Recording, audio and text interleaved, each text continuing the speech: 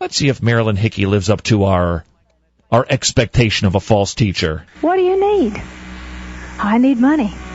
Then start creating it. Start speaking about it.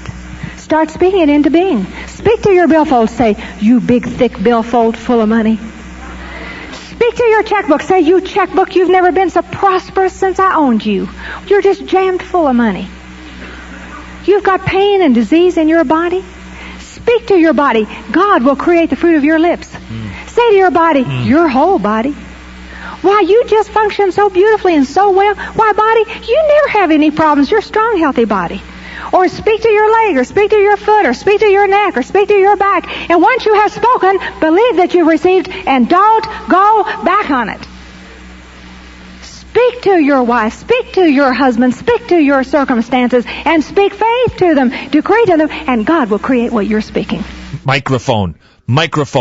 Make a better radio program right now. Microphone. You've got to make a better radio program. Microphone. You can do it. Come on, Oh, that's just tragedy. That's heresy is what you just heard right there. That is false teacher deluxe. That sounded like Wayne Dyer is who that sounded like. It sounded like Wayne Dyer. Speak it into existence. You've got the power to overcome colds, backaches, the flu, and cancer if you simply speak it. Because you have the power in your mouth to metaphysically have power behind the words to make it do what you want it to do. You know what is at the core of that heresy?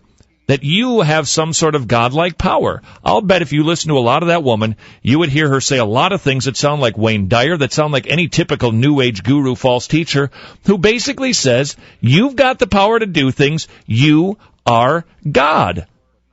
Want to bet? I've got a clip of Wayne Dyer right here. Listen. If we understand and feel that the greatest act of devotion and worship of God is not to hurt or harm any of his beings, we are loving God.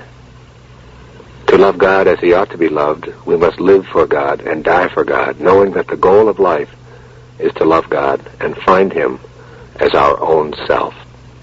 And so, in your nighttime meditation, you are really looking to find God within yourself.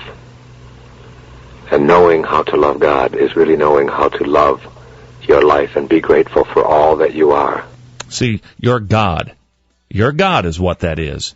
And you, God, just need to speak it because you've got power and you've got authority. And it'll happen because you can make it happen because you are God. Let me just say something. If you have ever been influenced by the type of teaching that you just heard from that woman, oh, please run. Please run away from that church. Run away from that teacher. Get away from that program. Get away from it. And the true tragedy of this type of teaching, first of all, it's not biblical. Second of all, the heartache and the heartbreak that comes from this type of teaching when somebody gets sick and they're told, well, if you've got enough faith, you're going to be able to speak it and it'll just go away. And then when it doesn't go away because it's maybe not in God's good plan, the person feels horrible because they don't have enough faith and they're terrified because they're not faithful enough.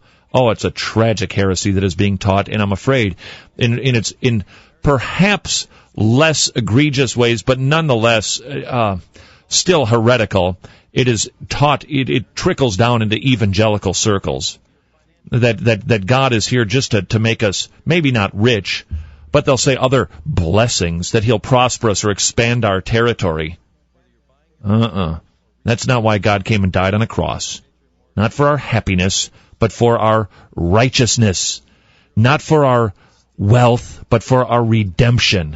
If you're listening to a teacher like the one that you just heard, please do not walk toward the exit. Run as fast as you possibly can.